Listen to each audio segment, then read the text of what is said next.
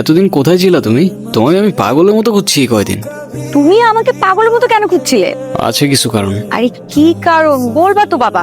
আমারটা বাদ দাও, তুমি না বললা কি একটা গুড নিউজ আছে, ওটা বলো। শেষ কথাটা না হয় শেষেই বললাম। শেষের কথা মানে বুঝলাম না। তোমার বুঝতে হবে না, বলো তুমি যেটা বলতে চাইছিলে বলো। আমি তোমাকে ভালোবাসি ইরা।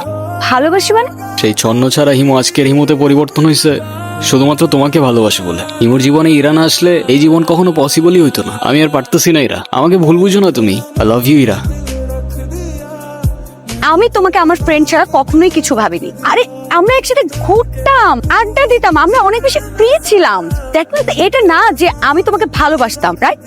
তাছাড়া হিমু আমার বিয়ে ঠিক হয়ে গেছে, আর এই কথাটাই আমি তোমাকে বলতে এসেছি। আজকের পর থেকে আর কোনো দিন তুমি আমার লাইফে ব্যাঘাত ঘটাবে না। আমাদের আর কোনোদিন দেখা হবে না, এটাই আমাদের শেষ দেখা। ভালো থেকো।